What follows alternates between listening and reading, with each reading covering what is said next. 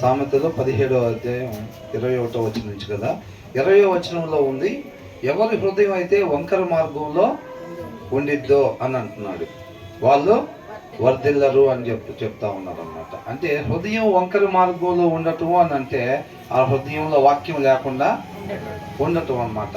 అదే హృదయం ఉండాల్సిన రీతిగా ఉంటే, ఉండటం అంటే వాక్యాన్ని కలిగి ఉండటం. అంటే ఒక మనిషి హృదయం ఎలా ఉండాలంట? వాక్యం కలిగే ఉండాలి. అంటే మనం సైన్స్లో చూపించినట్టుగా హార్ట్ బొమ్మ గీయండి అని అంటే ఏమనుకున్నాం? హార్ట్ బొమ్మ గీసి దాంట్లో దేవుని వాక్యం రాయాలన్నమాట. అదే మనిషి హృదయం అన్నమాట. హృదయం లేకుండా, అంటే దేవుని వాక్యం లేకుండా మనం హృదయాన్ని గీసామనుకోండి, అది ఏమైంది? అది తప్పుగా మనం గీసినట్టు. అవునా? వాక్యం చదివిస్తూ ఉందన్నమాట. ఆ మాట మనిషి హృదయం అంట దేవుని వాక్యం కలిగే ఉండాలి. అలా ఉన్నట్లయితేనే ఆ మనిషి చక్కగా మంచి మార్గాన నడుస్తాడు, నడవలసిన త్రోవలోనే నడుస్తాడు. ఆ హృదయం దేవుని వాక్యం కలిగి ఉన్నప్పుడు అది మంచి హృదయంగా పిలువబడతా ఉందన్నమాట. కాబట్టి ఎవరి హృదయంలో వాక్యం లేదో వాళ్ళు వర్ధిల్లరు అని చెప్తున్నాడు. One whose tongue is perverse falls into trouble అని అంటున్నారు. ఎవరి నాలుకైతే మూర్ఖముగా మాట్లాడువాడు కీడులో పడతాడంట. మూర్ఖంగా మాట్లాడుతున్నాడంటే మూర్ఖత్వం ఎక్కడుంది? ఆ హృదయంలో మొదటగా ఉందన్నమాట. ఆ హృదయంలో మూర్ఖత్వం ఉంటే ఆ నోట్లో నుంచి మూర్ఖపు మాటలు వస్తుంది అన్నమాట. ఆ హృదయంలో ఏది ఉంటే నోట్లో నుంచి అదే బయటికి వచ్చిద్ది అని అంటున్నాడు. ఎవరి హృదయం అయితే వాక్యం లేకుండా ఉంటుందో వాళ్ళు వర్ధిల్లరు, వాళ్ళ నోట్లో నుంచి మూర్ఖపు మాటలు వస్తాయి. అలాంటి మాటలు మాట్లాడినప్పుడు రేపు వాళ్ళ మీదకి ఏమొచ్చింది? కీడు వచ్చింది అనమాట. అవునా? మనం మంచి మాటలు మాట్లాడినప్పుడు చక్కగా మన బుక్లో మంచి మాటలు మాట్లాడినట్టుగా రాస్తారు. రేపు అవి మనకు నిత్య జీవానికి వెళ్తానికి సాక్ష్యంగా ఉంటాయి. మాట్లాడకుండా మాటలు మనం మాట్లాడినప్పుడు అది ఎప్పుడు మాట్లాడతాం? మన హృదయంలో మంచి లేనప్పుడు, వాక్యం లేనప్పుడు ఏమవుతుందంటే చెడు ఉంటుంది కదా, ఆటోమేటిక్గా చెడ్డ మాటలే మాట్లాడతాం. అవి మాట్లాడినప్పుడు అవే రాస్తారు బుక్లో. వాటిని బట్టే రేపు మన నిత్య నరకాగ్నికి వెళ్తాం. పనిష్మెంట్ వాటిని బట్టే వచ్చింది అనమాట.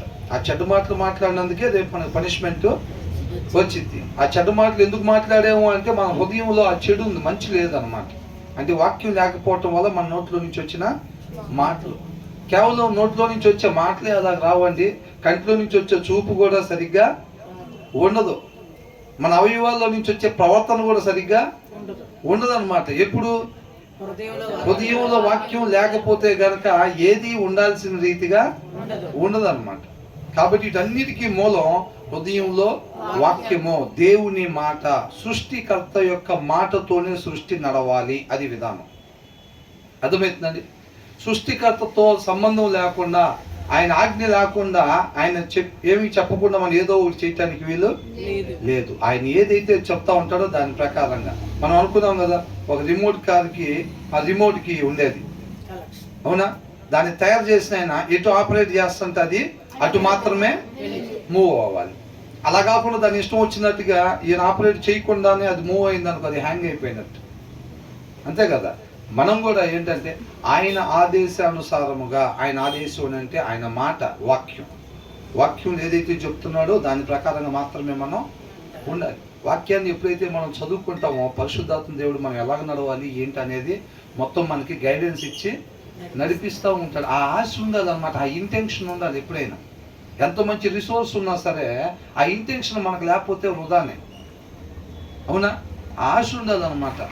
ఇది జీవగ్రంథం, ఇది ఖచ్చితంగా నాకు జీవాన్ని ఇచ్చిద్ది, నేను పోగొట్టుకున్న జీవాన్ని ఇది నాకు ఇచ్చిద్ది అనే ఆశ, ఇది నేను పొందుకోవాలి ఎట్లయితే అని ఆ ఇంటెన్షన్ మనలో లేకపోతే అనమాట, దప్పిగొన్న తత్వం లేకపోతే ఆయన మన దాహాన్ని తీర్చడు అనమాట. అర్థమవుతుందండి? ఆ ఆశ ఉండదన్నమాట. ఆయన మాట మన హృదయంలో తీసుకొని దాన్ని నెరవేర్చాలి అనే ఆశ ప్రతి క్షణం కూడా మన జీవితంలో ఉండాలి. అలా ఉంటా ఉంటేనే ఆయన తృప్తిపరుస్తూ ఉంటాడు. మనం ఆయన చిత్తాన్ని నెరవేర్చుకుంటా, మనం ఏ పని కోసం వచ్చామో ఆ పని నిమిత్తం మనం జీవించేవారుగా ఉంటాము. క్రీస్తు వల్లే ఆయన మహింపరిచేవారుగా ఉంటాము. తర్వాత ఏమంటున్నారు? బుద్ధిహీనుని కనిన వానికి వ్యసనము కలుగును, తెలివిలేని వాని తండ్రికి సంతోషము లేదు. ఇక్కడ ఏమంటున్నారంటే to have a pool for a child brings grief అని అంటున్నాడు. To have a pool for a child అని అంటున్నాడు. ఒక కుమారుడు కానీ ఒక కుమార్తెను కానీ మనం కలిగి ఉన్నట్లయితే కనుక ఇటు చూడాలి, ఒక కుమారుని కానీ ఒక కుమార్తెను కానీ మనం కలిగి ఉన్నట్లయితే అది ఎవరంట? వాళ్ళు ఒకవేళ ఫూల్ అయితే, మూర్ఖులైతే గనక ఆ కుమారుడు ఎవరంట? మూర్ఖపు కుమారుడు. ఆ కుమార్తె ఎవరంట? మూర్ఖపు కుమార్తె అయ్యుంటే గనక అని అంటే ఒక మాటలో చెప్పాలంటే హృదయంలో వాక్యం లేని పిల్లలైతే గనక ఆ తండ్రికి ఏముండిద్దంట? సంతోషం లేదు. గ్రీఫ్ అని అంటే దుఃఖమేనమాట. ఆ తండ్రికి ఏంటంట? దుఃఖమే. హృదయంలో వాక్యం లేని కుమారుడు కావచ్చు, కుమార్తె కానీ ఉన్నట్లయితే కనుక ఇక ఆ తండ్రికి సంతోషం అనేది లేదు. కేవలం దుఃఖం మాత్రమే మిగిలిద్ది. ఇవాళ మనందరినీ మన సృష్టికర్త తయారు చేసుకున్నాడు మనల్ని, అవునా? తయారు చేసుకొని ఆయన మాటను మనకి ఇచ్చాడు. ఇచ్చినప్పుడు మనం ఏం చేస్తాం? దాన్ని జాగ్రత్తగా 2 చేతులతో తీసుకొని ఇలా అనుకొని జాగ్రత్తగా అల్మర్లో పెడతాం. నువ్వు అక్కడ ఉండు, నేను దీంట్లో నుంచి వచ్చే చెడు ప్రకారంగా నేను నడుచుకుంటా పోతా ఉంటా.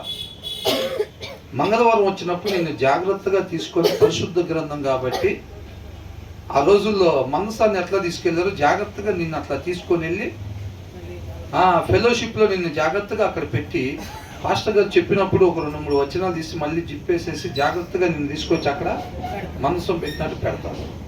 అర్థమవుతుందండి? మరి నడుచుకునేది అట్లా దానికే నచ్చింది, ఆ దానికే నచ్చింది. నన్ను భుజించేవాడంటే ఎప్పుడు కూడా ఆకలి కొనుడు అని అంటున్నాడు.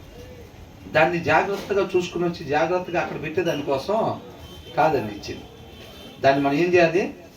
ధ్యానించాలన్నమాట.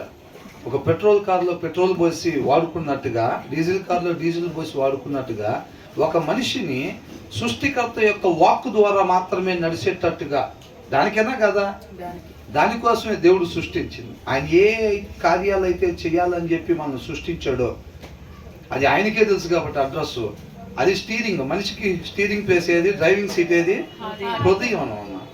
కాబట్టి ఆ వాక్యాన్ని మనం ధ్యానించినప్పుడు అది నా వల్ల కాదు, అది నా వల్ల అయ్యే పని కాదు. మరణం దగ్గర నుంచి జీవం వైపుకి నడిపించడానికి నేను ఎందుకోసం జన్మించానో నాకు తెలియదు, మా అమ్మకు తెలియదు, మా నాన్నకు తెలియదు. జన్మింపు చేసిన నీకే తెలుసు. కాబట్టి నువ్వు మాత్రమే కరెక్ట్గా నేను దేనికోసం పుట్టానో నువ్వు ఆ ఉద్దేశ ప్రకారం నువ్వే నడపగలుగుతావు. అడ్రస్ తెలిసింది నీకు ఒక్కడికే. కాబట్టి డ్రైవింగ్ సీట్లో ఆయనకి అప్పగించటం. ఎప్పుడు అప్పగిస్తామంటే ఇది నా వల్ల కాదని పూర్తిగా ఒప్పుకున్నప్పుడు. నా వల్ల కాదని పూర్తిగా ఒప్పుకున్నప్పుడు ఏం చేస్తారంటే బైబుల్ తీయకుండా వాళ్ళు ఉండలేరు. వాళ్ళు పద్దాకులు దాన్ని ధ్యానిస్తూ ఉంటారు. మన హృదయం అనే డ్రైవింగ్ సీట్లోకి ఆయన్ని, వాక్యమైన దేవుడిని కూర్చోబెడతా ఉంటాం. ఆయనకు అడ్రస్ తెలుసా లేదా? మా నాన్నకు తెలియదు, మా అమ్మకు తెలియదు, మా అక్కకు తెలియదు, మా తమ్ముడికి తెలియదు నేను ఎందుకోసం పుట్టానో. సృష్టికర్తకు తెలుసా లేదా? ఆయనకి తెలుసు. కాబట్టి ఆయన నా ప్లేస్లో కూర్చోబెట్టామనుకో, ఎప్పుడైతే మనం బైబుల్ తీసి చదువుతున్నామో నాకు తెలియదు నేను ఎందుకోసం వచ్చానో, అవునా? నాకు అడ్రస్ తెలియదు. కాబట్టి ఆయన్ని తీసుకొచ్చి కూర్చోబెట్టామంటే ఆయన నడిపింపు ప్రకారంగా మనం వెళ్ళాలి. కరెక్ట్ అడ్రస్కి కరెక్ట్ విధానంలో ఆయనే మనల్ని నడిపిస్తాడు అన్నమాట. కాబట్టి అప్పుడు ఏం చేస్తారంటే ఆ విషయం తెలిసి ఆయన ఆశ్రయించే వాళ్ళు ఏం చేస్తారంటే వాక్యాన్ని చదవకుండా ఉండలేరు. అర్థమవుతుందండి? కాబట్టి మనం ఏం చేయాలంట, ఒకవేళ ఆయన మనల్ని ఇష్టపడి తయారు చేసుకున్నాడు కదా, అవునా? ఆయన పిల్లలమే కదా మనం. మరి ఆయన పిల్లలు అయినప్పుడు మన హృదయంలో వాక్యం లేకపోతే కనుక ఆయనకి సంతోషం ఉండదు. ఆయన కేవలం దుఃఖపరిచే వాళ్ళంగా మాత్రమే ఉంటాము. ఇక్కడ ఏమంటున్నాడు? To have a pool for a child అని అంటున్నాడు. ఒకవేళ ఆయన కుమారులుగా కుమార్తెలుగా ఉన్న మనం, మన హృదయంలో ఫూల్ అని అంటే హృదయంలో వాక్యము లేనివాడు. మనం ఒకవేళ మన హృదయాల్లో వాక్యం లేకుండా ఉన్నట్లయితే గనక అప్పుడు ఏమైంది? ఆయన నడిపింపు ప్రకారంగా హృదయంలో వాక్యం లేకపోతే డ్రైవింగ్ సీట్లో ఆయన లేనట్టు. డ్రైవింగ్ సీట్లో ఆయన లేనప్పుడు మనం ఏం చేస్తాం? మనం మనకు అనిపించినట్టుగా దాని ప్రకారంగా నడుస్తాం. నడిచినప్పుడు హృదయంలో వాక్యం లేని వాళ్ళు మంచి దారులు నడుస్తారా? నడవలేరు. అప్పుడు మన సృష్టికర్తకి ఆనందమా దుఃఖమా? దుఃఖం మాత్రమే ఉంటుంది అనమాట. అవునా? ఆయన మనం తయారు చేసుకుంటే ఆయన కుమారుడుగా కుమార్తెలుగా ఉండే మనం ఆయనకి మన జీవితం మీద అధికారం ఇవ్వకపోవటం వల్ల ఏమైందంటే వాక్యాన్ని చదవకపోవటం వలన చేయకూడని పనులు చేస్తూ ఉంటాం, చూడకూడని చూపు చూస్తూ ఉంటాం, మాట్లాడకూడని మాటలు మాట్లాడుతూ ఉండి ప్రతిసారి ఆయన్ని బాధ పెట్టేవారుగానే తప్ప ఆయనకి ఇంకా సంతోషం ఉండదు. ఒక కుమారుడు కానీ కుమార్తె కానీ హృదయంలో వాక్యం లేకుండా మూర్ఖురాలుగా ఉన్నప్పుడు ఆ తండ్రికి సంతోషం అనేది ఉండదు అని అంటున్నాడు. అవునా? మరి ఇప్పుడు సృష్టికర్తని సంతోష పెట్టడం తప్ప ఆ సృష్టికి ఇంక వేరే పని ఏమైనా ఉందా? అవునా? ఇప్పుడు మనం ఎప్పుడు అనుకుంటాం, ఇప్పుడు ఫ్యాన్ తయారు చేసిన ఆయన అక్కడ గాలి రావాలన్న ఉద్దేశంతో తయారు చేస్తాడు దాన్ని. గాలి లేని ప్రదేశంలో కూడా గాలిని ఇవ్వాలి, ఒక దగ్గర గ్యాదర్ చేసి గాలిని ఇవ్వాలి అన్న ఉద్దేశంలో తయారు చేస్తాడు. ఆ ఉద్దేశం కొరకు అది పనిచేస్తుంది అనుకోండి, ఆయన నామాన్ని, సృష్టికర్త నామాన్ని మహింపరిచినట్టే. ఒక లైట్ కనిపెట్టిన ఆయన అక్కడ చీకటిగా ఉన్నా సరే వెలుతురుని అది ఇవ్వాలి అన్న ఉద్దేశంతో దాన్ని చేశాడు. ఎప్పుడైతే అది ఆ ఉద్దేశం కొరకు పనిచేస్తుంది అనుకోండి, అప్పుడు ఆ సృష్టికర్తనది మహింపరిచినట్టే. అవునా కదా? కాబట్టి మన పట్ల కూడా దేవుడి ఉద్దేశం ఏదైతే ఉందో దాని ప్రకారంగా మనం జీవిస్తుంటే అప్పుడు ఏంటంటే మనం మూర్ఖులుగా ఉండం. మన హృదయంలో ఎప్పుడైతే వాక్యం ఉండిద్దో, సృష్టికర్త యొక్క మాట ఉండిద్దో, అప్పుడు మనం మూర్ఖుల్లాగా ఉండము. ఆ తండ్రికి సంతోషం కలిగిద్ది అన్నమాట. అర్థమవుతుందండి? ఇప్పుడు లైట్ని కనిపెట్టిన ఆయనకి ఈ లైట్ చూసినప్పుడు ఆయనకి ఏమనిపిస్తూ ఉంటుంది? సంతోషం, ఆనందం అన్నమాట. అదే అట్లా ఉండి స్విచ్ చేసినా కానీ వెళ్ళకుండా అట్లా ఉంటుంది అనుకోండి. అది ఏంటి, నేను అందుకోసం కాదు దాన్ని తయారు చేసింది. లేదా అక్కడ లైట్ అంటే ఉంది, వెలుగుతుందా? చీకట్లో వెలుతురునిస్తుందా? ఇవ్వట్లా. మనం కూడా హృదయంలో వాక్యం లేకుండా ఈ కాలనీలో ఆ కాలనీలో పక్క కాలనీలో క్రైస్తవులు తిరుగుతూనే ఉంటారు. ఎలాగా? సృష్టికర్త మాట హృదయంలో ఉండదు, వీళ్ళకి నచ్చినట్టు వీళ్ళు తిరుగుతూ ఉంటారు. కాబట్టి ఆయనకి ఎంతో బాధ పెట్టే వాళ్ళంగా ఉంటాం. ఆయన సంతోష పెట్టాలంటే ఆయన మాట మన హృదయంలో ఉన్నప్పుడే అది సాధ్యం తప్ప లేకపోతే మనం మూర్ఖురాలుగా ఉంటాం. కాబట్టి ఆయనకి సంతోషం అనేది ఉండదు. There is no joy for the parent of a godless fool అని అంటున్నాడు. ఏంటంట? There is no joy. ఆయనలో ఆనందం అనేది ఉండదు, ఆ తండ్రిలో ఇక ఆనందం అనేది ఉండదు. ఎప్పుడు? For the parent of a godless fool అని అంటున్నాడు. గాడ్లెస్, దేవుణ్ణి కలిగి లేకుండా, వాక్యమై ఉన్న దేవుణ్ణి కలిగి లేకుండా ఉండే మూర్ఖుడు అని రాస్తుంది అక్కడ. అదేనా? గాడ్లెస్ ఫూల్ అని రాస్తుంది. చదవాలి జడ్సన్. ఏమని ఉంది అక్కడ?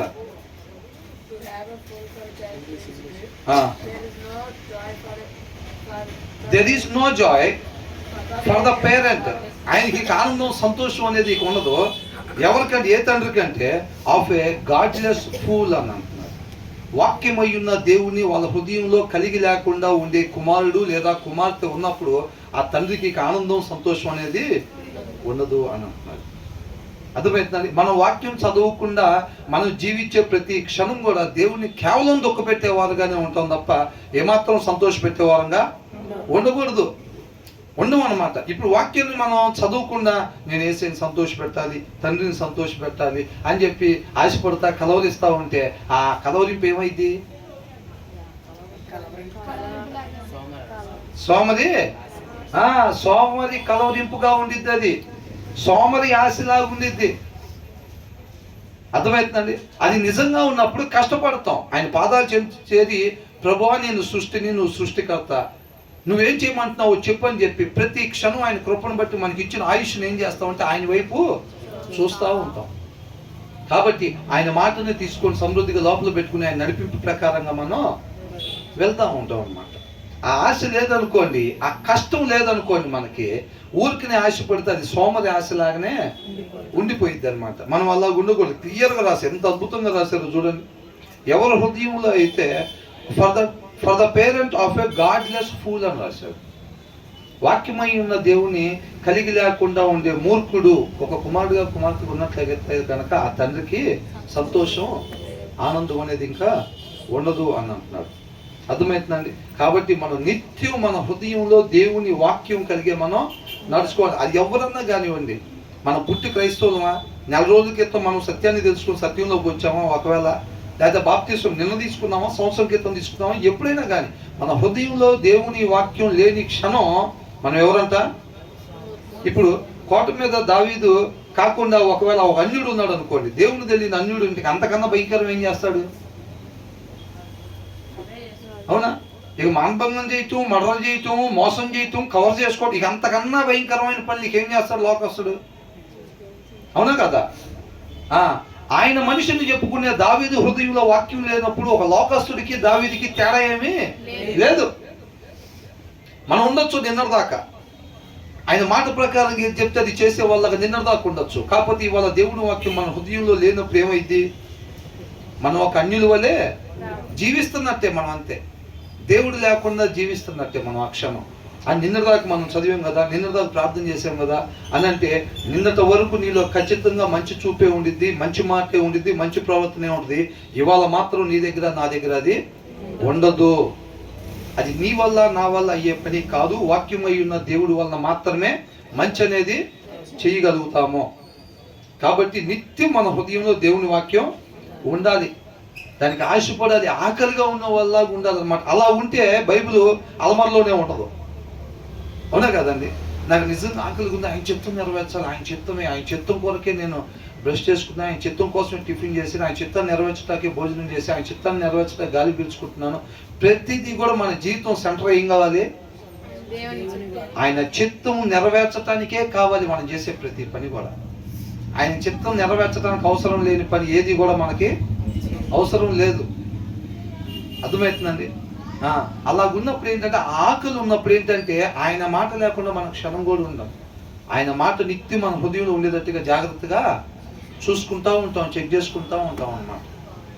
అర్థమవుతుందండి? కాబట్టి మనం మొన్న చదివాం నిన్న చదివాం అన్నట్టుగా కాకుండా ప్రతి క్షణం హృదయంలో దేవుని వాక్యం ఉండాలి. నిన్నటి వరకు నీతిమంతుడివే, ఇవాళ ఎప్పుడైతే నీ హృదయంలో వాక్యం లేదనుకోండి, సరిపడా వాక్యం లేకపోతే ఇవాళ నువ్వు నేను మూర్ఖులమే. ఎవరంట? మూర్ఖులమే, అంతే. ఇవాళ చదివేసేస్తే, లేకపోతే బాప్తిసం తీసుకున్న తర్వాత 2 సార్లు కంటిన్యూ చదివితే, లేకపోతే 2 సార్లు బైబిల్ మొత్తం చదివితే జీవితకాలం ఇంకా నీకు సరిపోయిద్దంటే అట్లాగేమీ సరిపోదు.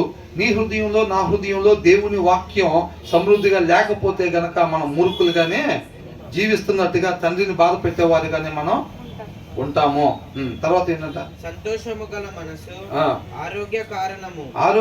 సంతోషము గల మనసు, ఏ చీర్ఫుల్ హార్ట్ అని అంటాడు. ఆ హృదయం అంట సంతోషంగా ఉన్నప్పుడు, అవునా? ఏ చీర్ఫుల్ హార్ట్, అవునా? ఏ చీర్ఫుల్ ఆనందాన్ని అన్నాం అనుకోండి, ఆనందం అంటే సంతోషంగా. ఆనందం ఎలా ఉన్నాడంట? సంతోషంగా ఉన్న ఒక ఆనందు అని అర్థం. అవునా? ఇక్కడ ఏమని రాశారు? చీర్ఫుల్ హార్ట్ అంటే అది సంతోషంగా, అంటే ఎప్పుడు ఉండాల్సిన రీతిగా ఉన్నప్పుడు, హృదయంలో దేవుని వాక్యం కలిగి ఉన్నప్పుడే హృదయం మంచిగా ఉన్నట్టు. కాబట్టి ఇక్కడ చీర్ఫుల్ హార్ట్ అని మనం చదవగానే మనకి క్లియర్గా ఏమర్థం అయిపోయిందంటే, ఆ హృదయంలో దేవుని వాక్యం ఉంది. దేవుని వాక్యం కలిగిన హృదయం ఒక మంచి హృదయం, దాని గురించి ఏదో చెప్తున్నారు అనేది మనం అర్థం చేసుకోవాలి అన్నమాట. అవునా? ఏ cheerful heart is good medicine అని అంటున్నాడు. ఏం చేసిద్దంట? హృదయంలో దేవుని వాక్యం ఉంటే, ఇప్పుడు మంది ఏం చేసిద్దండి? మంది వేసుకోగలనే మంచి చేసిద్ది. మనకి ఎక్కడన్నా బాగోపోతే అది ఏం చేసిద్ది? స్వస్థత కలుగు చేసిద్ది అనమాట. దేవుని వాక్యం కూడా మనకి ఏం చేసిద్దంట? చక్కగా మంచిగా ఉండేటట్టుగా, ఎక్కడెక్కడైతే మరణపు లక్షణాలు ఉన్నాయో మనకి చక్కగా అది జీవంగా చేసిద్ది అనమాట. అవునా? అది మనకు మాత్రమే కాదండి, మనం మాట్లాడినప్పుడు అవతల వాళ్ళకు కూడా ఎలా పనిచేసిద్ది? అది చక్కటి మెడిసిన్ లాగా పనిచేసిద్ది. వాళ్ళు ఎందుకు ఇంక జీవితం అసలు ఇట్లాగైపోయింది ఏంటని అనుకొని, లేకపోతే కొన్ని బంధాలు ఇంకొద్దులే, ఇంక వాళ్ళతో చాలా విసిగిపోయా నేను అని అనుకున్నప్పుడు, కొన్ని డెసిషన్స్ తీసుకునేటప్పుడు, అలాంటప్పుడు ఒక నీతిమంతుడు హృదయంలో వాక్యాన్ని కలిగి దాన్ని అనుసరించేవాడు ఆ ప్రదేశానికి వెళ్ళినప్పుడు తన హృదయంలో మంచి ఉన్న దేవుని వాక్యం ఉంది కాబట్టి ఆ నోరు తెలిసి ఆ మంచి మాటలే వాళ్ళ దగ్గర పలుకుతాడు. పలికినప్పుడు ఏమైందంటే అవి కట్టుకునిద్ది అన్నమాట. ఏమైంది? ఆ ఇరిగిపోయిన మనసు, అవునా, చెడిపోయిన మనసు, చెడిపోయిన ఆలోచనలు, తలంపులు, తీర్మానాలు, ఇవన్నీ ఏం చేస్తాయి అంటే మంచిగా కట్టబడతాయి అన్నమాట. అవన్నీ కూడా, అవునా. ఒకరు వెళ్ళి వచ్చి మాట్లాడి వెళ్ళిన తర్వాత అలాంటి నీతిమంతుడు హృదయంలో సమృద్ధిగా దేవుని వాక్యం కలిగిన వాళ్ళు ఒకరి దగ్గరికి వెళ్ళి కొంత సమయం మాట్లాడి వెళ్ళినప్పుడు వాళ్ళ చూపు ద్వారా, వాళ్ళ ప్రవర్తన ద్వారా, వాళ్ళ మాట ద్వారా ఏం చేస్తారంట? ఆ జీవితాన్ని కట్టేవారుగా ఉంటారు. చక్కటి మెడిసిన్ లాగా పనిచేస్తారన్నమాట. కొంతమంది వచ్చేదారంటే ఏం లేదు, పాలల్లో ఉప్పు గడ వేసినట్టే. ఏంటంట? చర్చికి వెళ్ళేవాక అంటే వెళ్ళదమ్మా, వెళ్ళదండి, ఏం వెళ్తాంలే ఇప్పుడు ఇట్లాగా అది వాళ్ళ నోట్లో వాళ్ళ హృదయంలో వాక్యం ఉండదు. వాళ్ళు 2-3 మాటలు మాట్లాడింది, నిజంగా ఎవరు వస్తున్నారు అక్కైనా, ఎవరు అంత సేటుగా ఇంపార్టెన్స్ ఇస్తున్నారు, మనం తప్ప, అంత అవసరమా ఏంటి అని అనగానే ఆమెలో కూడా ఏమొచ్చింది? ఇంకా నిజమేమో, ఏం వెళ్తాంలే అని అనిపించేసి వెళ్ళి ఏం చేసింది? అక్కడికి వెళ్ళి మంచి చేసిందా వాళ్ళకి చెడు చేసిందా? చెడు చేసిందన్నమాట. అవునా? హృదయంలో వాక్యం లేకపోతే మనం అక్కడికన్నా పోయి కొంచెంసేపు కూర్చొని మాట్లాడేమంటే అక్కడ ఖచ్చితంగా నాశనం చక్కగా ఫామ్ అయిపోయింది మొత్తం కూడా. మన నాశనంలోనే ఉంది. మన హృదయంలో దేవుని వాక్యం లేదు, సృష్టికర్త వాక్కు మన హృదయంలో లేదు అని అంటే ఏమైనట్టు? మనం ఆల్రెడీ నాశనం వంకర మార్గంలోనే నడుస్తున్నట్టుగా. అంతేనా కదా? ఇందాక వచనంలో చూసాం కదా, ఏ కరప్ట్ హార్ట్ అని అంటున్నాడు. హృదయంలో ఎవరి హృదయంలో దేవుని వాక్యం లేదో అది వంకర మార్గంలో ఉన్నట్టుగా, తప్పుడు మార్గంలో ఉన్న హృదయం అని అంటున్నాడు. వీళ్ళు ఆల్రెడీ తప్పుడు మార్గంలో ఉండి వీళ్ళు పోయి అక్కడ నోరు తెరవగానే వాళ్ళు కూడా ఏం చేస్తారు? దోవ తప్పిస్తారు. అంతేనా కదా? అలా ఉండకూడదు అంటున్నాడు. కాబట్టి cheerful heart is a good medicine.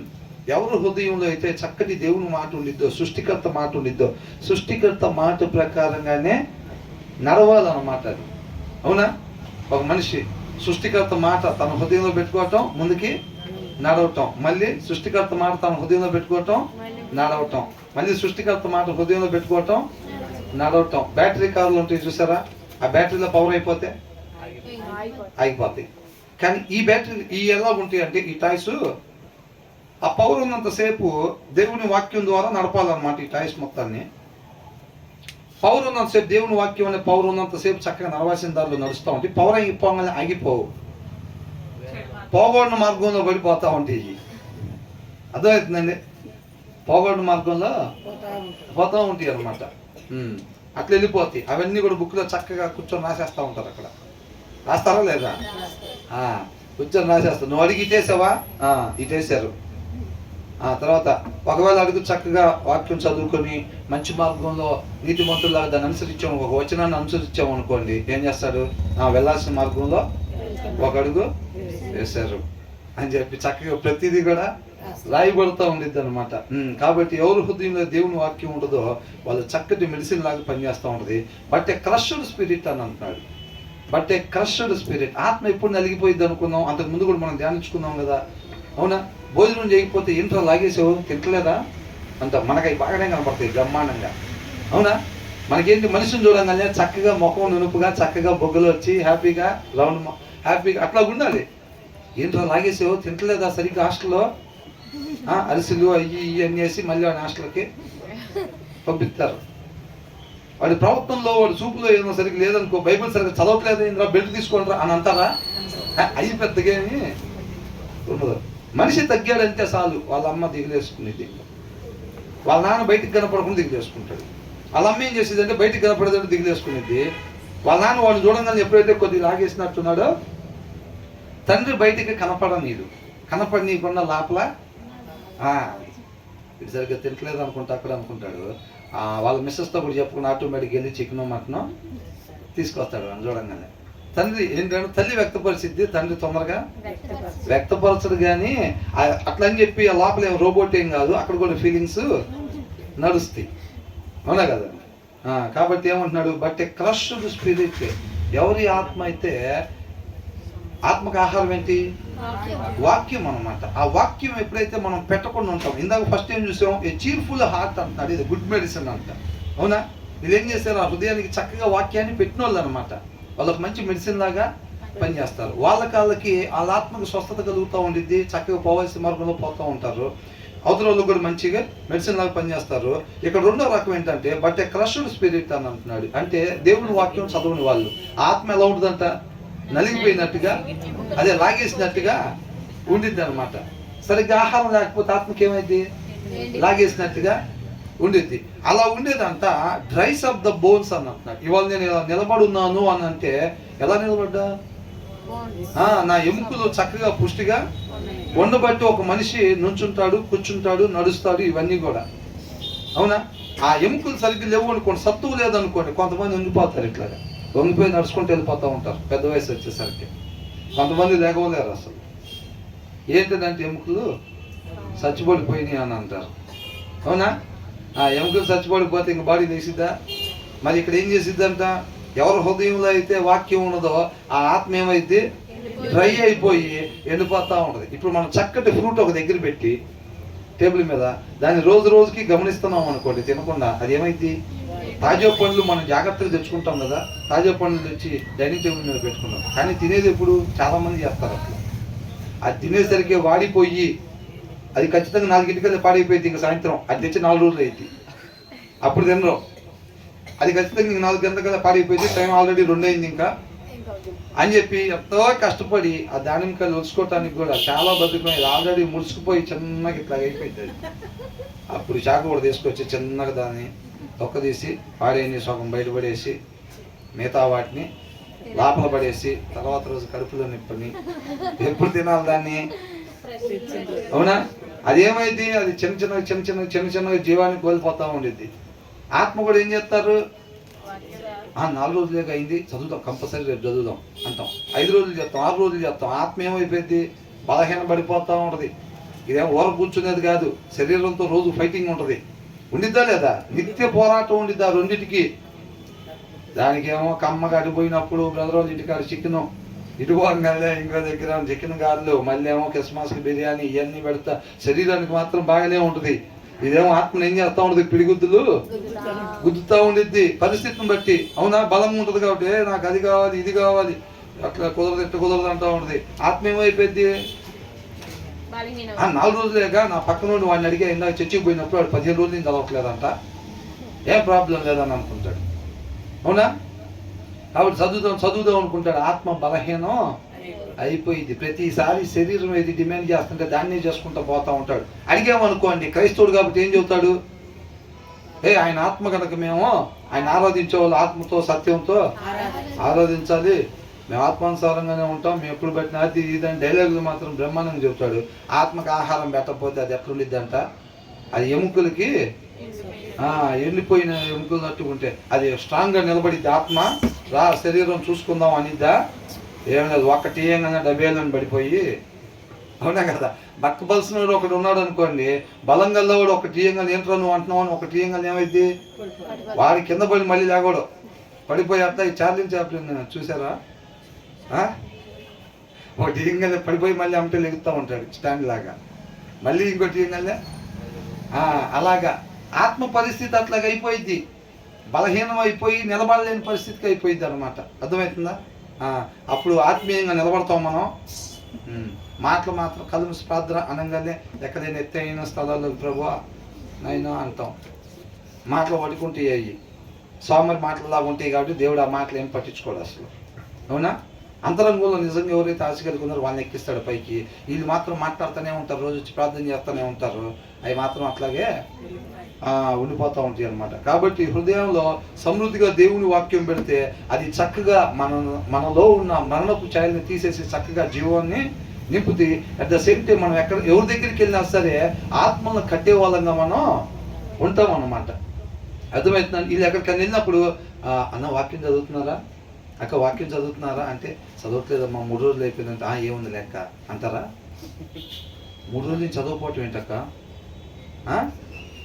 మరి అది లేకపోతే కష్టం కదా, మనకి మన దాని ద్వారానే కదా నడవాల్సింది, అది ఇదని 2-3 మాటలు చెప్పి దాని ఇంపార్టెన్స్ చెప్పినప్పుడు ఏమవుతుందంటే అదే నిజంగానే చదవాలి కదా, నిజంగానే చదవాలి కదా మనం, అది చదవకపోతే ఎట్టారా, నిజంగానే వెళ్ళాల్సిన మార్గంలో వెళ్దాం కదా మనం అనేది ఆమెకు అర్థమైంది. ఏం వెళ్ళిపోయిన తర్వాత కొంచెంసేపటికైనా సరే బైబిల్ తీసుకొని చదివి, అవునా కదా? కాబట్టి మనం అలాగా ఈ లోకానికి వెలుగుగా ఉప్పుగా ఉండే వాళ్ళని ఉండాలి. సత్యం అనే సారాన్ని మనం ప్రకాశింపజేసే వాళ్ళకి ఆయన గుణలక్షణాలు ప్రకాశింపజేయాలి. ఎలాగా? మనలో లేకుండా టార్చ్ లైట్ లాగా అవతల లైటింగ్ పెట్టి యువతల చీకటి ఉండేటట్టు ఉండాలా? అది అట్లా జరగదు. మనలో ఏదైతే ఉంటుందో అదే మనం ప్రకాశింపజేస్తాం అన్నమాట. ఆయన గుణలక్షణాలని ప్రకాశింపజేసేవారుగా మనం ఉండాలి. తర్వాత ఏమంటున్నారు, నలిగిన మనసు ఎముకలను ఎండిపోజేయును, న్యాయ విధులను చెరుపుటకై దుష్టుడి ఒడిలో నుండి లంచము పుచ్చుకొనును. ఏంటంట ద విక్డ్ యాక్సెప్ట్ బ్రైబ్స్ అన్న. ద విక్డ్ అనగానే మనకు అర్థమైపోయింది ఇక్కడ ఒక మాట ఏంటంట, హృదయంలో వాక్యం లేనివాడు, అవునా? విక్డ్ మూర్ఖుడు, దుర్మార్గుడు, అవివేకి, భక్తిహీనుడు, బుద్ధిహీనుడు, ఇవన్నీ కూడా అన్నమాట. దాన్ని ఒక్క మాటలో చెప్పాలంటే ఏముంటుందంటే హృదయంలో వాక్యం లేనివాడు. The wicked accept bribes in secret అని అంటున్నాడు. లంచాలు ఎక్కడ తీసుకుంటారు, ఇటీ 5 లక్షలు ఇవ్వాలి ఇది అంటాడా, సీక్రెట్గా నేను ఆయన పంపిస్తాను, ఆయనకి ఇచ్చి పంపించండి, ఆయన ఫోన్ చేస్తాడు, రిసీవ్డ్ లంచం రిసీవ్డ్ అనగానే ఆ ఫోన్ కాల్ మాట్లాడి ఫోన్ అక్కడ పెట్టి అమ్మటే సంతకం పడిపోయిద్ది అనమాట. అర్థమవుతుందండి? అది డబ్బులే కావచ్చు, లేకపోతే మిగతా ఏవైనా కావచ్చు. ఎవరైతే the wicked accept bribes in secret అని అంటున్నాడు. రహస్యంగా వాళ్ళు ఏం చేస్తారంటే లంచాలని పుచ్చుకుంటారు. ఎవరంట? దుష్టుడు. హృదయంలో వాక్యం లేనివాడు చేసే పనులు అన్నమాట. అర్థమవుతుందండి? హృదయంలో వాక్యం ఉండేవాడు చెల్లు ఆ పనులు. సమయల్ నా దినాల్లో ఎవరన్నా కొనుంటారా? బిలాంని ఇప్పుడు చెప్పారా లేదా? నీకు ఎంత కావాలంటే అది ఇస్తాము, నేను అనుకునేది నువ్వు పలికి అక్కడికి వచ్చని అన్నారు. ఎంత కావాలంటే అంత ఇస్తానంటున్నారు, రమ్మంటున్నారు. దేవుడిని ఆల్రెడీ ఒకసారి అడిగితే నువ్వు బాబాకని చెప్పాడు. ఎంత కావాలంటే అంత ఇస్తారనగానే ఏం కలిగింది ఆయనకి? మళ్ళీ ఆశ కలిగింది. అయితే ఈ నైట్ కూడా ఇక్కడే ఉండండి, మళ్ళీ అడుగుతానన్నాను. అభిప్రాయాన్ని మార్చుకుంటాడా? ఆయన ఆ టైపు కాదు. ఏ టైపు? వ్యాపారంలో కల్తీ కలిపి నువ్వు 2 కోట్లు సంపాదించి ఒక 50 లక్షలు తీసుకెళ్ళి హుండీలే ఏం కానీ ఆయన నిన్ను చూడండి ఇంకా అనే టైపు కాదు ఆయన. అర్థమవుతుందండి? హృదయానుసారుడే, మనోడే. అప్పుడు దాకా భుజం మీద చేసుకుని నడుస్తూనే ఉంటాడు. ఆదాంతో తోటలో నడిచినట్టుగా నడుస్తూనే ఉంటాడు. ఎప్పుడైతే మన హృదయంలో వాక్యం లేదో అడుగు పక్కకు పడింది. అడుగు పక్కకు పడగానే భుజం మీద చేసి కత్తి పట్టుకుని ఎదురుగా, అప్పుడు దాకా దేవదూత బిలాం అంటే ఉంటుంది. బిలాం నోట్లో నుంచి వచ్చేది దేవుడి మాట అంతే. అర్థమవుతుందండి? దేవదూతలు అంటాడు. ఎప్పుడైతే మాటని తీసి పక్కన పెట్టాడో, దేవుని మాటే వాక్యం, అవునా? దాన్ని ఎప్పుడైతే నువ్వు వెళ్ళొద్దు అన్న మాటను తీసి పక్కన పెట్టి మళ్ళీ అడుగుతానన్నాడో, ఇమీడియట్గా ఆయనకి బలమై ఉన్న ఆ ఖడ్గం ధరించిన దేవదూత ఎక్కడికి వచ్చాడు? ముందుకు వచ్చి నిలబడ్డాడు. అవునా కదా? అట్లాగనమాట. కాబట్టి న్యాయాన్ని తప్పే వారంగా ఉండకూడదు. మరి ఇప్పుడు బిలాం లాంటి వాళ్ళకి ఆశ చూపించారంటే ఆ దినాల్లో సమయలకి ట్రై చేసి ఉండేవాళ్ళా కాదా? మరి పడిపోయినట్టు ఎక్కడ ఉందా? అస్సలేమీ లేదు. నువ్వు రావాల్సిందే నాతో పాటు షర్టు పట్టుకుంటే సరిపదా అని అన్నాడా? లేదు. ఆయన అవసరమైతే ప్రాణం పెట్టేదానికే రాజుల దగ్గర నిలబడి మాట్లాడాలి. అన్ని ప్రవక్తలు అంటే ఎవరో పక్కింటి వాళ్ళు కాడ బలహీన వాళ్ళ దగ్గర కాదు మాట్లాడేది. మోషేని ఎవరి దగ్గర మాట్లాడమన్నాడు? ఫరో దగ్గర నిలబడి, నువ్వు కానీ ఇది చేయిపోతే గనక నీ మీదకి ఉగ్రత వచ్చింది అని చెప్పడం అంటే ఆశామాషనా?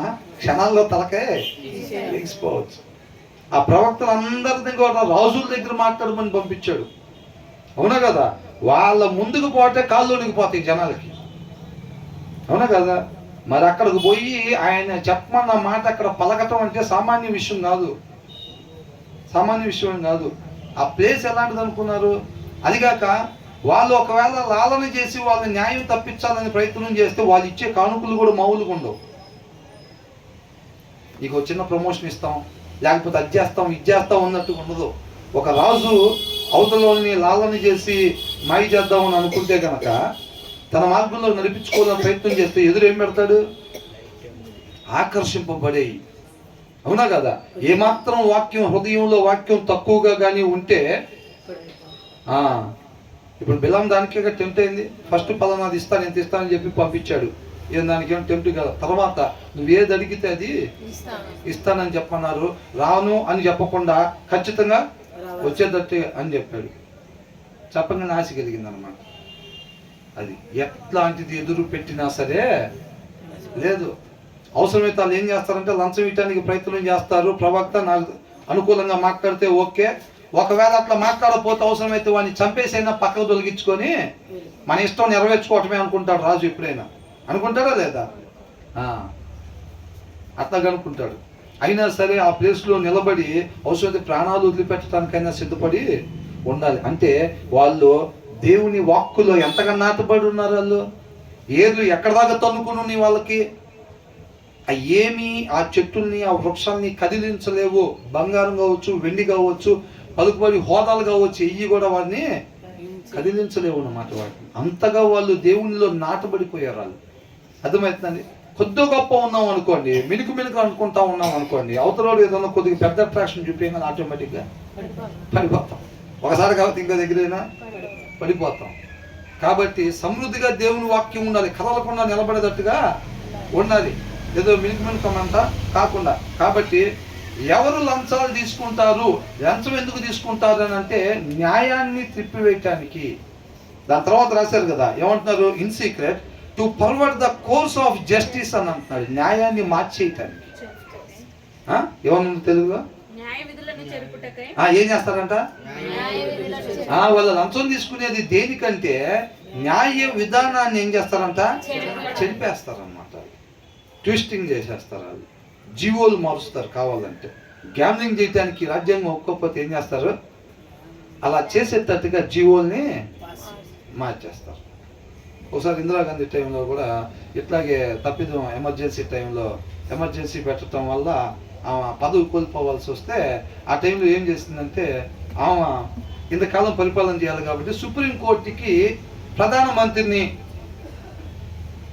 ఏమంటారు శిక్ష విధించడం కానీ ఇది అంటే వాళ్ళ జస్టిస్లోకి రాకుండా ఆమె జీవో తీసుకొచ్చేసింది. ఏమంటే జీవో తీసుకొచ్చినప్పుడు ఏమైందంటే ప్రధానమంత్రిని ఇంట్రాగేషన్ చేయడానికి సుప్రీంకోర్టు పవరు లేకుండా పోయిందన్నమాట. అర్థమవుతుందండి? ఆ సుప్రీంకోర్టు పవర్ ఉంటే ఏమైంది? ఈ వాస్తవానికి పదవి బాగొట్టుకొని లోపల ఉండాలి. ఆమె ఏం చేసిందంటే జీవో అంటే ఏంటి? విధానాన్ని, న్యాయం విధానాన్ని ఏం చేస్తారంట? మార్చేస్తే ఆమె అరెస్ట్ చేయడానికి కూడా లేదు. సుప్రీంకోర్టుకి లేదంటే ఇక ఏ అధికారానికి ఉంది ఇక్కడ? ఇక ఈ భూమి మీద ఏ అధికారికి కూడా ఆమెను టచ్ చేసేటానికి లేదు. అట్లా మార్చేశారు అన్నమాట. అర్థమవుతుందండి? అట్లాగా జీవోలు చాలా ప్రకారం ఏం చేస్తారు? ఒక గవర్నమెంట్ ఉన్నప్పుడు వీళ్ళకి అనుకూలంగా ఉండేటట్టుగా జీవో దాన్ని పాస్ చేసుకుంటారు. దాన్ని ఆమోదింపు చేసుకొని వీళ్ళు ఆ రాంగ్ రూట్లో వీళ్ళు ఏం చేస్తారంటే వ్యవహారాలు చక్కబెట్టుకుంటారు. తర్వాత గవర్నమెంట్ మారిన తర్వాత వాళ్ళ జీవో క్యాన్సిల్ చేస్తారు. అది అర్థమవుతుందండి? లేకపోతే వాళ్ళు ఎలాగో వచ్చి క్యాన్సిల్ చేస్తారు. వాళ్ళు క్యాన్సిల్ చేశారన్న పేరు ఎందుకు? మన పదవి ఎట్లాగో పోతుంది కాబట్టి, ఇక చివరిలో ఉంది కాబట్టి మళ్ళా వస్తే మళ్ళీ పెట్టుకుందాం ఆ జీవోని. వీళ్ళే చివరిలో ఆ జీవో రద్దు చేస్తారు. ఆమోదింపు చేయటం వీళ్ళ పనే, దాన్ని రద్దు చేయటం కూడా వీళ్ళ పనే. సామాన్యుడు ఎక్కడ అసెంబ్లీ బయట ఉంటాడు ఓటు వేయటం వరకు. ఇప్పుడు అది కూడా లేదుగా. ఇక్కడ మనం ఒకటి నొక్కుతానంటే వాడికి ఏది కావాలో సెట్ చేసుకుంటున్నాడు. అంత ట్యాంపరింగ్ అయిపోతుందంట. ఇది ఏంటంటే పవర్ మొత్తం మన చేతిలోనే ఉంటుంది ఎమ్మెల్యే అని సామాన్యుడు అంటాడులే, కానీ ఇక్కడ అరవటం వరకే, కానీ అక్కడ ఏమీ లేదు. వాళ్ళకి ఎట్లా కావాలో అట్లాగా సెట్ చేసుకుంటున్నాడు అంట. అట్లాగా అయిపోతుంది. న్యాయాన్ని మార్చేసేవాళ్ళలాగా లంచం తీసుకొని న్యాయాన్ని ఏం చేస్తారు? న్యాయాన్ని తుడిపేస్తారంట. న్యాయపు విధుల్ని చెరుపుటకై లంచము పుచ్చుకొని అని అంటున్నాడు. మనం ఈ లోకానికి వెలుగంటే ఉప్పు అంటే మనం చేయాల్సిన పనులు అయ్యానా? మనం ఏ ప్రదేశంలో ఉంటే ఆ ప్రదేశాన్ని మనం ఎప్పుడైతే న్యాయాన్ని అనుసరిస్తామో, అర్థమవుతుందండి? న్యాయాన్ని అనుసరిస్తామో. ఇప్పుడు క్రిస్మస్ అంటే చీకటిలో వెలుగు నింపటానికి. చీకటిలో వెలుగు అంటే మనం ఏం చేస్తామంటే ఇంటికి లైటింగ్ పెట్టుకొని బయట అంతా లోకస్తుల్లాగా బతుకుతూ ఉంటాం. అది కాదు క్రిస్మస్ అంటే. క్రిస్మస్ అంటే ఏంటంట? వంకర మార్గంలో ఉన్న జనాల మధ్యలో నువ్వు తిన్నని మార్గంలో ఉండి చూపించటం, అది వెలుతురు. అది క్రిస్మస్. మనం ఏం చేస్తామంటే ఆచార క్రిస్మస్ని అంటి పెట్టుకొని ఉంటాం. ఆత్మీయ క్రిస్మస్ని ఎప్పుడు వదిలిపెట్టిన వాళ్ళంగా ఉంటాం. ఒక క్రైస్తవుడు జరపాల్సిన క్రిస్మస్ అది. అదేంటి? 25వ తారీఖు పొద్దున నుంచి 25వ తారీఖు రాత్రి దాకా జరిపేది కాదు క్రిస్మస్. అది మనం పుట్టిన కాడి నుంచి పోయేదాకా జరపాల్సిన క్రిస్మస్ అది. అవునా? ఏ క్రిస్మస్? వంకర మార్గంలో ఉన్న ఈ లోకంలో తిన్నని మార్గంగా జీవించి ప్రకాశింపజేసే స్టార్స్ లాగా అన్నమాట. షైనింగ్ స్టార్స్ లాగా, ఆయన రిప్రజెంటేటివ్స్ లాగా. ఆయన చేసిన పని అది. అర్థమవుతుందండి? ఆయన చేసిన క్రిస్మస్ అది. ఆయన చీకట్లో వెలుగుని అలాగా ప్రకాశింపజేసాడు అనమాట. ఆయన రిప్రజెంటేటివ్స్గా మనం చేయాల్సిన పని ఎవరు ఉంటలేదండి ఈ రోజుల్లో. బ్రదర్ అంటారు కదా, ఏదంట ఎవరు ఉండలేదు ఈ రోజుల్లో అని అంటే ఎవరు ఉండరు. అది ఆల్రెడీ మన మెంటల్గా తెలిసిన విషయమే అది. అవునా? ఎందుకని? హృదయంలో వాక్యం లేనోడు ఈ లోక సంబంధం ఉంటాడు. వాళ్ళందరూ కూడా వంకర మార్గంలోనే ఉంటారు. వాళ్ళు ఎవరు ఈ లోకానికి వెలుగు ఉప్పు కాదు. మనం ఈ లోకానికి వెలుగు ఉప్పు. కాబట్టి నేను తిన్న మార్గంలో, న్యాయ మార్గంలో, నీతి మార్గంలో, ధర్మం మార్గంలో, అర్థమవుతుంది, అలాగా ఉంటా మనం ఆ చీకటిలో వెలుతురు. చీకటి అని అంటే ఉండకూడని విధానము, జీవిత విధానాల మధ్యలో ఉండాల్సిన రీతిగా జీవిత విధానం మనల్ని జీవిస్తా ఆ వెలుగుని ప్రకాశింపజేస్తా ఉండాలి. ఇది ఎప్పుడు దాకా లైట్ వేసి ఉంచితే రేపు మార్నింగ్ తెల్లారి దాకా దాని పని అది. మనం కూడా పుట్టిన దగ్గర నుంచి ఇక చాలు అని దేవుడు మనకి పిలుపునిచ్చిన దాకా మనం కూడా ఏం చేయాలి? వెలుగుని. వంకరొంకరుగా మాట్లాడే ఈ రోజుల్లో చక్కగా 10 మంది స్త్రీల్లో ఈ ఒక లోకస్తుడు ఉన్నాడు అనుకోండి, పురుషుడు ఎలాగుంటాడో అలా కాకుండా అదే 10 మందిలో మనం ఉండాల్సిన రీతిగా ఉండటం వలన, చక్కగా ఉండటం వలన మనం అక్కడ సత్యాన్ని ప్రకాశింపజేస్తున్నాం. అర్థమవుతుందండి? అట్లాగా ప్రతి ప్రదేశంలో మన ఇంటి దగ్గర ఉన్న, ఆఫీస్లో ఉన్న, ఇంకొక దగ్గర ఉన్న ఏం చేయాలంట? ఈ తప్పుడు ఆలోచనలు, తప్పుడు విధానాలు మధ్యలో మనం ఉండాల్సిన మనిషి ఉండాల్సిన విధానాన్ని ఆ క్రీస్తు ఏ రీతిగా కనపరిచాడో ఆయన ఏ పాపం కూడా లేదు. అవునా కదా? అలాగా. కాబట్టి మనం కూడా ఆయన వల్లే జీవించి చీకట్లో వెలుగుగా, అది వెలుగు ఉప్పు అని అంటే, అవునా కదా? మనం అలా జీవించి ఒక మంచి మాదిరి ఆయన ఎలా కనపరిచి వెళ్ళాడో మనం కూడా అలాగా కనపడి వెళ్ళేలాగా, ఆ షైనింగ్ స్టార్స్ లాగా, ఆ చీకట్లో ఆ లైటింగ్ లాగా, అలాగే ఎవరెవరైతే జీవిస్తూ ఉంటారో వాళ్ళు ఒక్కొక్కళ్ళు ఒక్కొక్క లైట్ లాగా అన్నమాట. ఈ చీకటి వ్యవస్థలో న్యాయం తప్పిపోయిన ప్రవర్తించే ఈ మనుషుల మధ్యలో, ఈ చీకట్లో అలా జ్యోతులు వల్లే వెలగటమే మనం పెట్టుకునే లైటింగ్. ఆ లైటింగ్ కావాలి మనం, అంతే తప్ప ఊరికి బిల్డింగ్ బోర్డర్లు కట్టి లైటింగ్ పెట్టి మనం అన్యాయంగా చేసి వచ్చి బట్టలు కొనుక్కొని, లేకపోతే అవి చేసుకొని, చేసుకొని ఇంటి పక్కన వాళ్ళకి ఏం జరుగుతుందో కూడా తెలియకుండా శుభ్రంగా మనం కావాల్సిన సమృద్ధి బిర్యానీలు అన్నీ చేసుకొని తినేది క్రిస్మస్ కాదు. అంతేనా కదా? హ్యాపీ క్రిస్మస్ అని చెప్పు. ఇంటి పక్కన ఇబ్బంది పడతా ఉంటే మన ఇంట్లో కావాల్సినవి పెట్టుకొని, మంచి బట్టలు కట్టుకొని హ్యాపీ క్రిస్మస్ అని అంటే అంతకన్నా దౌర్భాగ్యమైన క్రిస్మస్ ఆ క్రైస్తవుడు ఇంకోటి జరిపేది కాదు ఇంకా. అవునా కదా? అలాంటి క్రిస్మస్ను జరుపుతున్న వాళ్ళం అన్నమాట. అర్థమవుతుందండి? కాబట్టి మనం ఆచారాన్ని ప్రాధాన్యత ఇవ్వకుండా, అంటే నేను పెట్టకూడదని నేనేం చెప్పట్లేదండి, దానికి వ్యతిరేకమేం కాదు. మెయిన్ అది అయి ఉండాలి. మెయిన్ ఆ రీతిగా జీవిస్తా ఈ లైటింగ్ కూడా పెట్టుకోవచ్చు. అర్థమవుతుందండి? దాన్ని వదిలిపెట్టి దీన్ని మాత్రమే పట్టుకొని ఎలాడుతున్నాం అనుకోండి, ఆత్మను అనుసరించేది వదిలిపెట్టి, వాక్యాన్ని అనుసరించేది వదిలిపెట్టి, క్రీస్తుని అనుసరించేది వదిలిపెట్టి ఆచారాన్ని మాత్రం అనుసరించే వాళ్ళంగా ఉంటే నామకార్థ క్రైస్తవులుగానే మనం ఉండిపోతాము. కాబట్టి మనం ఏది చేస్తున్నా వాక్యం అనే లెన్స్లో నుంచే చూడాలి. వాక్యం అనే లెన్స్లో నుంచే చూసి ఏది చెయ్యాలి, ఏది చేయకూడదు. బాబాయ్ ఏమనుకుంటారు, పెద్దమ్మ ఏమనుకుంటారు, చుట్టాలు ఏమనుకుంటారు, నలుగు లేకుండా పెళ్ళి ఏంటి అసలు? అవునా? ఇది లేకుండా పుట్టినరోజులు ఏంటి, శ్రీమంతాలు లేకుండా అయ్యేంటి ఇయ్యేంటి ఏమనుకుంటారు? ఇరుగు పొరుగుల కోసం బతుకుదామంటే తీసేయి, దీన్ని పక్కన పెట్టింది. ఒక్కాలేమో దాని మీద, ఒక్కాలేమో దీని మీద. ఒక పక్కనేమో దేవుడిని సాటిస్ఫై చేయాలి, రెండో పక్కన ఇరుగు పొరుగుల్ని సాటిస్ఫై చేయాలి. ప్రభు నీ చిత్తానుసారంగా అని అంటాం, రెండో పక్కన తీసుకొచ్చి పసుపు బియ్యం కలిపేసి అమ్మంటే అక్షంతలు వేస్తారు, నలుగులు వేస్తారు, శ్రీమంతాలు జరుపుతారు, అన్నీ వాక్యంలో ఉందా లేదా మనం ఏం పట్టించుకునేది లేదు.